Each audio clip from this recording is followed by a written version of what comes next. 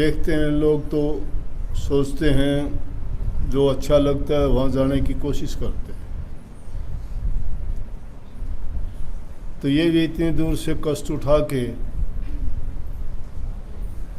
मन में कुछ प्रश्न होंगे, कुछ पूछना चाहते होंगे, कुछ देखना चाहते होंगे, कुछ सुनना चाहते होंगे कि इंसान के जीवन में अनेकों प्रकार की घटनाएं ऐसी होती हैं कि उन घटनाओं को समझने में उनको बड़ी मुश्किल पेश आती है। 3 अवस्था इस जीव की होती है, जागृत अवस्था है, स्वप्न है, सुषुप्ति की हालत है। जागृत में तो जो काम करते हैं वो हमारे क्रियमान जो दिमाग है उसमें वो बातें जाती हैं, तो वो तो उसी टाइम हम समझ जाते हैं कि क्या है, क्योंकि आँखों से देखते हैं, कानों से सुनते हैं, दिमाग से उसके बारे में विवेक के द्वारा विचार कर लेते हैं क्या चीज़ है। स्वप्न में देखी हुई चीज़ें होती हैं, उनके बारे में हमें संदेह होता है कई बार कि ये क्या बात मुझे स्वप्न में दिखाई दी। जीव की ऐसी अवस्था होती है निद्रा की अवस्था में, उसका दिमाग तो कभी सोता ही नहीं है, मन नहीं सोता, इंसान सो जाता है, ज्ञान इंद्रियां भी आराम कर लेती हैं, लेकिन मन तो फिर भी भागा फिरता है। ये मन की दूसरी अवस्था है कि निद्रा की अवस्था में घूमता रहता है, कहाँ कहाँ उसका क्या क्या टकराव होता है, या कभी कोई पुरानी बातें उसको याद आ जाती हैं, या कोई घटना उसकी पीछे की जिंदगियों की टकराव होता है, या कई बार आगे होने वाली चीज़ों के बारे में भी उसके सामने वो बातें आती हैं। क्योंकि ये परमात्मा की जो रची हुई लीला है, इसमें अनेक प्रकार के ऐसे कौतिक होते हैं कि जीव कई बार समझने में असमर्थ होता है। तो ये ज़रूरी नहीं है कोई आध्यात्मिक घटना के बारे में आप नहीं कह रहे। ये कई बार होता है, स्वप्न में तुम बादशाह बन जाते हो, स्वप्न में भिखारी बन जाते हो, स्वप्न में क्या का क्या होता है।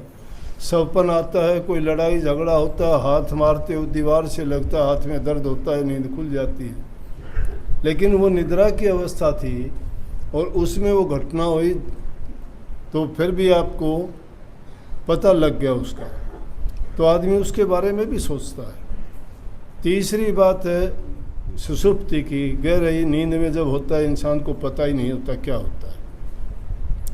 अब जीवन इंसान का ये एक नहीं है।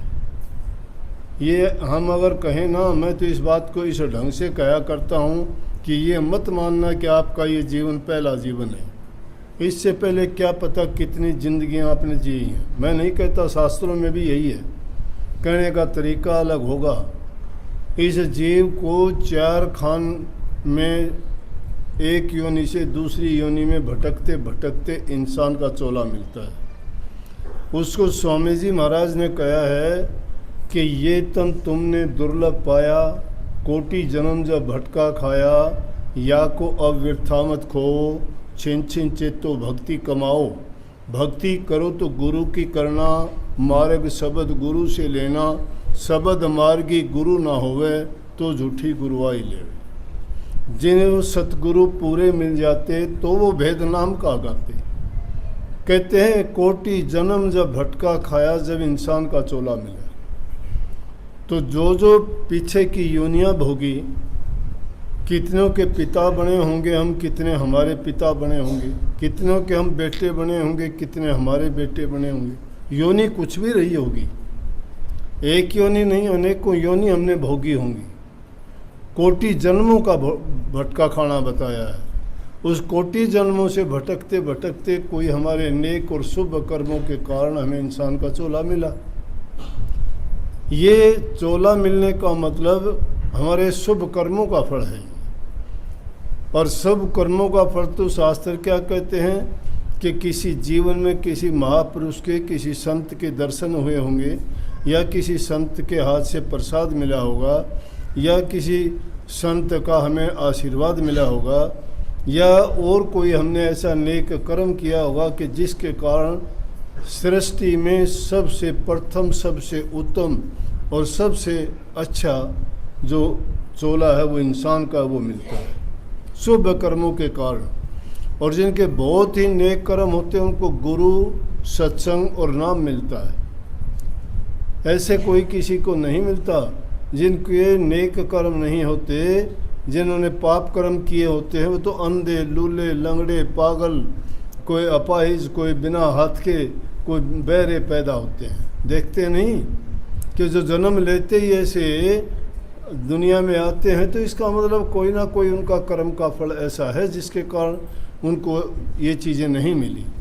और हमें ये है कि हमने कोई ना कोई नेक और अच्छे कर्म थे, उनमें भी दर्जे हैं। जिन्होंने दान पुण्य किए हैं, नेक कर्म किए हैं, वो राजा, बाबू, सेठ, साहूकार बन के आते हैं। जो कुछ भी नहीं कर पाए वो गरीब अवस्था में आते हैं।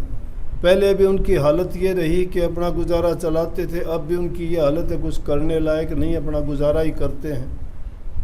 लेकिन उनमें सबसे उत्तम कर्म यह है कि उनको अवसर मिला इंसान का, और इंसान का चोला मिलने के बाद में जो गुरु की शरण ले लेता है, और उसमें भी गुरु पे निश्चय कर ले, बाणी थी ना, कर निश्चय विश्वास गुरु का जन्म सफल हो जा तेरा।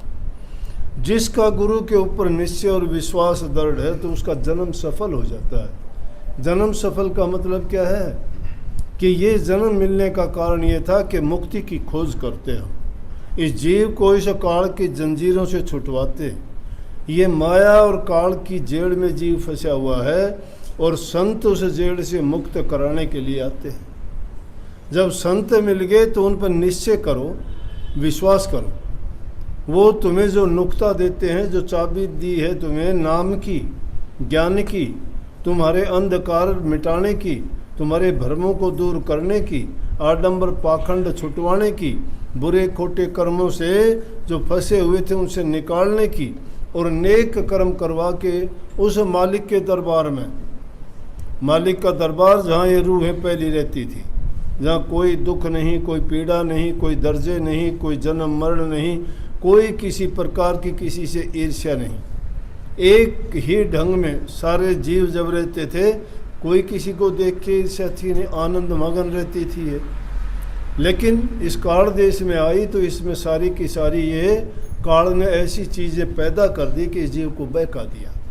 अब उन चीज़ों में फंस के ये बाहर निकलना ही नहीं चाहता।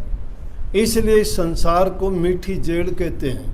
इस जेड़ में फंसने के बाद किसी को भी गंदी से गंदी योनि का जीव है, उसको भी तुम उसकी वो अगर चोला छुटवाने की कोशिश करोगे, मारने की कोशिश करोगे, तो भी वो चिल्लाता है, वो चोला नहीं छोड़ना चाहता।